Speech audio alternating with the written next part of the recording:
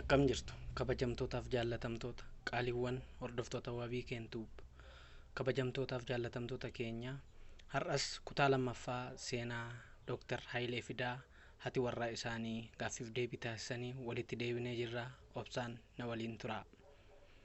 Kabajamtootaaf jaallatamtoota hordoftoota chaanaalii kiyyaa akkuma kutaa tokkoffaa bakka gaazexeessituu fi bakka Barnaandet Fidaa bu'een isiniif ibsaa obsaan na waliin turaa. Gaazexeessituu maatii Hayilee keessaa cidha keessan irratti kan argame ni jiraa? Barnaandet Fidaa lakki namni argame hin jiru. Gaazexeessituu miinzoliin Hayilee yeroo sana eenyu fa'i ni beektaa? Barnaandet Fidaa irraanfadheera. Asaffaan ni jira ture. Isaan kaan immoo suuraa ilaalee sitti himu. Gaazexeessituu osoo cidhan godhatiin dura Itoophiyaa dhuftanii turtani. Yeroo gara Itoophiyaa dhuftan akkam ture ni yaadatta? Barnaandet Fidaa dadhabsiisaa ture. Sababni isaas obboleettiin koo abbaan manaa ishee buufata xiyyaaraa nu geessisanii deebani. Achi wayita tiraansiit goonu baay'ee sa'a dheeraa nutti fudhate ture. Kanaaf wayita Finfinnee gallu baay'ee dadhabneerra. Gaazexeessituu yeroo Finfinnee geessan eenyu sin simatee?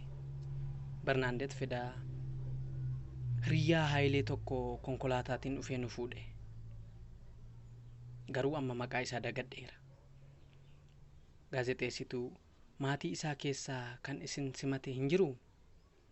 Barnaandet Fidaa lakki sababni isaas erga Finfinnee geenye akka dhufneeyyuu bilbilaan itti hime. Isa booda obboleessi isaa Taaddasaa jedhamu dhufee nu argee ture.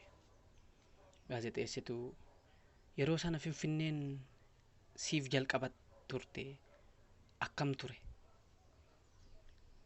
Barnaandet Fidaa guyyaa jalqabaa waan an dadhabeef hirribaan an dabarse. Finfinnee yeroo sana magaalaa Awurooppaa akka magaalaa Awurooppaa tokkotti osoo ilaalle mandara jechuu ni dandeenya ture. Bakki tokko tokko immoo hiyyummaatiin baay'ee miidhamanii turan. Bakka tokko tokkotti kadhatanii bulu ture. Hayileenis argitee hojii baay'eetu nu eeggata naan jedhe ture. Gaazexeessituu nyaanni Itoophiyaa akkam ture? Barnaandet Fidaa innillee baay'ee natti haaraan taane. Gaazexeessituu haaraa? Barnaandet Fidaa eeyyee Paaris yeroo jirrus ni nyaanna. Mimmixaa mi'eessituu garagaraas Itoophiyaa irraa nuuf ni dhufa ture. Gaazexeessituu kanaaf Hayileen ni hojjeta jechuudha? Barnaandet Fidaa lakki dubartoonni Itoophiyaa jiru. Isaan hojjetanii nu afeeru ture. Gaazexeessituu mee turtii Finfinneetti gootan maal daawwatte, maal argites? Barnaandet Fidaa kan daawwanne muuziyeemii Inxooxxoo deemnee guyyaa tokko garuu kanan hin irraanfanne Finfinnee keessa lukaan baay'ee deemaa turre. Yeroon isaas galgala gara biiftuun lixaa ture. Osooma adeemnuu nama baay'eetu naannoo keenya ture. Bakka isaa yoon dagadheeyyuu namoonni hedduun nu bira jiran hundi isaanii al takkaa jilkeeffatanii. Anis baay'ee maaltu ta'ee jedheetanii gaafadhe.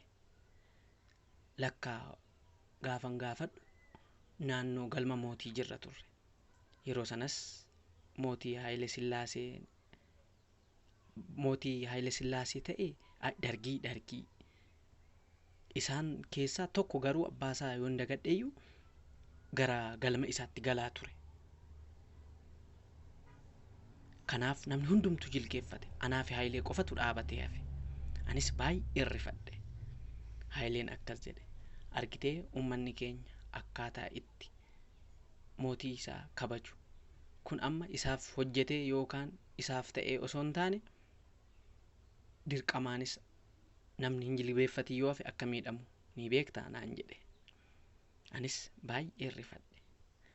Gaazexeessituu mee yeroo sana waan si naasisee yookaan kan jaallatte natti himee? Barnaandet Fidaa kan na naasise qaala'insa jireenyaa, isaan kaan hiyyeessa, kaan immoo sooressa.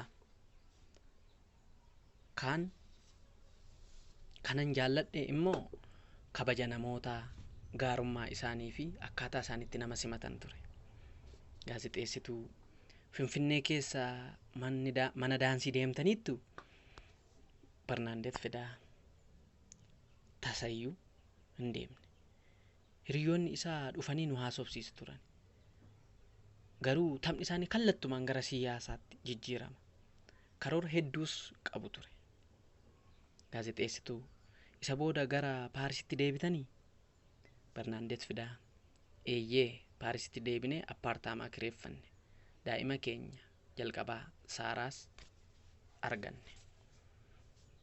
Gaazexeessituu Haayileen ijoollee isaaf abbaa akkamii ture? Barnaandet Fidaa baay'ee garraamii ture. Boo'icha isaanii arguu hin fedhu. Gaazexeessituu mana keessa hojii si gargaara ture?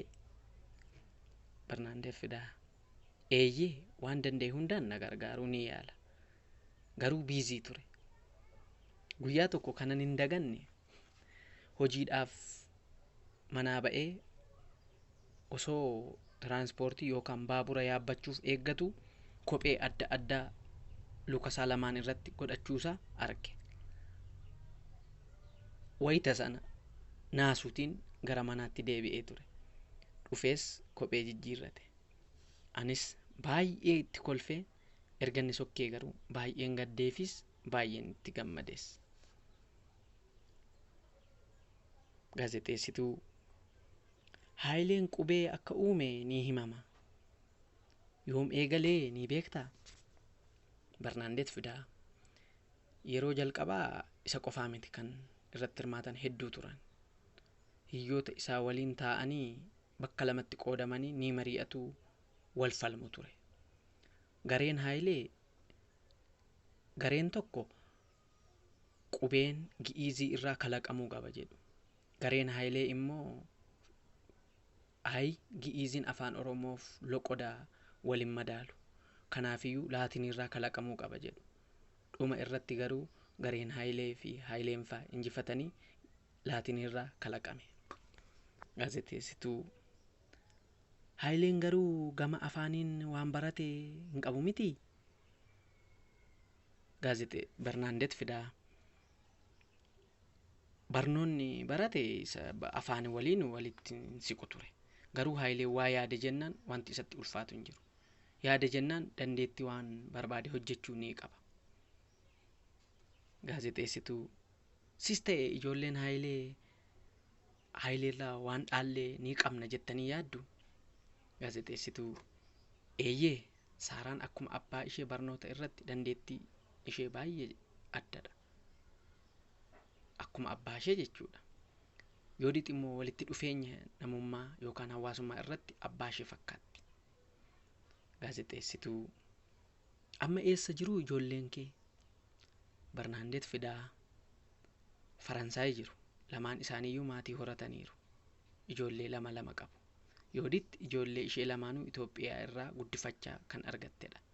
Wayita abbaa manaa ishee waliin fudhachuuf gara Itoophiyaa deemte jeeqamaa turte. Gaazexeessituu maaliif Barnaandet Fidaa maaliif daa'ima koo dafanii naaf hin kennanii jetteetu. Akkasumas abbaan koo biyya kana dhufeetii eessatti akka kufellee kan hin beekne jettee dhiphatti. Deemee achumaan hafe jettee garaan ishee baay'ee ni raasama.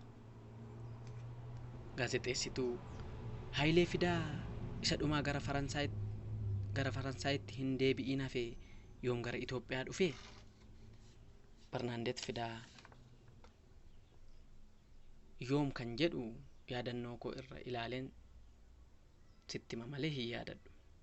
Yaadachuu waan hin barbaanneef yaadachuufis natti waan hin tolleef sammuu koo keessaa baaseera. Garuu gara Itoophiyaa deebi'uu kan murteesse tureera. Maatiima waliin akka achi jiraannuuf yaadanuuf yookaan haalanuuf mijeessaa ture. Gaazexeessituu hin deemin hin jenne ati? Barnaandet Fidaa hin jenne. Sababni isaas duraaniyyuu biyya isaaf akka hojjetu dursee manatti himeera. Biyya isaa jijjiiruu ni barbaada. Anis yaada isaa daangessuu hin barbaanne, aarsaan kaffalamus. Gaazexeessituu isaafin sodaanne garuu Bernaandet Fidaa baay'ee tokko isaaf sodaadheera. Gaazexeessituu Itoophiyaa erga dhufee dafee sii bilbilaa? Bernaandet Fidaa lakki, sababni isaas hojiif bakka tokko asiif achi waan deemuuf yeroo naaf bilbilus bilisummaadhaan baay'ee hin haasofne. Gaazexeessituu yeroo dhumaaf waa'ee odeeffannoo isaa kan dhabde yoomii? Bernaandet Fidaa akka lakkoobsa Awurooppaatti 1977 natti fakkaata. Waqtiin isaa bona ture. Yoo danda'ame Haayileen adoolessatti gara Faransaayii dhufee waliin gara Itoophiyaa akka deemnu natti himee ture. Guyyaa tokko naaf bilbilee jecha tokko irratti walii gallee turre, yookaan kooddii tokko jechuudha. Yoo jechicha sitti hime akkaan kana booda siif bilbiluu hin dandeenye barii yookaan shakkii naan jedhee ture. Innis guyyicha naaf bilbile sana kooddicha natti hime yookaan jechicha waliif galle sana natti dubbate. Gaazexeessituu jechichi yookaan kooddichi maal ture? Bernaandet Fidaa dhiisi sitti haafu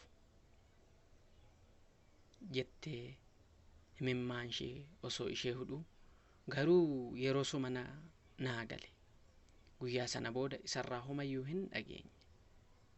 Gahe yookaan dhumate. Waa'ee isaaf namatti hin bilbillee fi bakka itti hin bilbille hin qabu. Karaa dhimma alaa Faransaay hedduu yaale. Deemuuf ijoolleen koo kophaa turan. Gaazexeessituu dhuma isaa yoom dhageesse? Bernaandet Fidaa dhuma isaa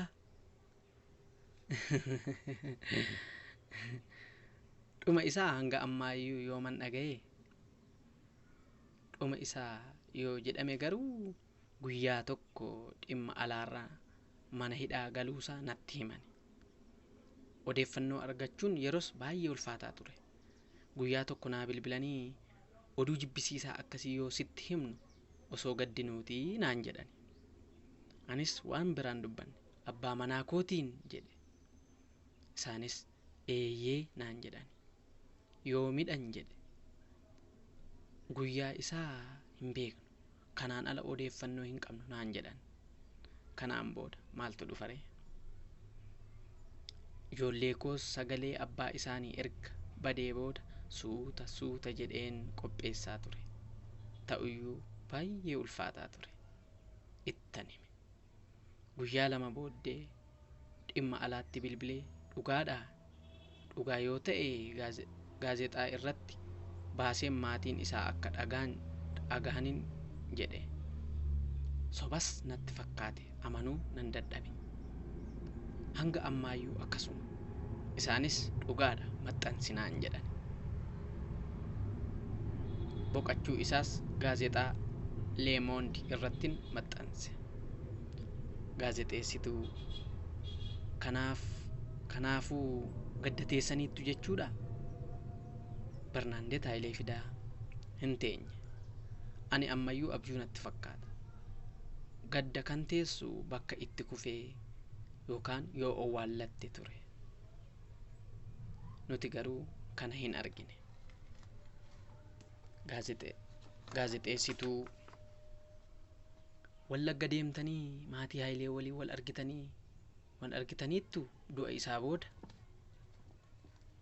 Bernaandet Fidaa eeyyee, harmeen Haayilee ijoollee mucaa koo nan arga jennaan deemnee dubbisneerra. Baay'ee ulfaataa ture. Wal arganii baay'ee hammaan sitti moo olitti hin dandeenyetti walitti boo'anii. Isa dhumaaf garuu kanan deeme wayita harmeen Haayilee boqotanidha. Gaazexeessituu obbolaa Haayilee waliin wal argitu? Bernaandet Fidaa baay'ees miti. Haayileen dhiira 5 fi dubara 3 qaba ture.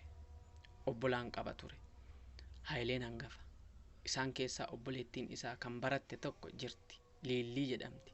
Ishee waliin baay'ee walii galla ture. Gaazexeessituu waa'ee Haayilee Fidaa waan baay'eetu dubbatama. Waan baay'eetus barraa'e. Maal jettati? Barnaandet Fidaa dhugaadha. Kaayyoon isaa karaatti hafus osoo hatuu uummata isaa saamee osoo hin taane kan du'e kaayyoof karaatti hafe. Kanaaf hojii Haayileetti yoomiyyuu nan boona. Gaazexeessituu Haayileen muuziqaa maalii dhaggeeffata ni yaadattaa? Barnaandet Fidaa kana jedhee himuuf natti ulfaata. Garuu baay'ee muuziqaa mana keessattis konkolaataa keessattis ni dhaggeeffata.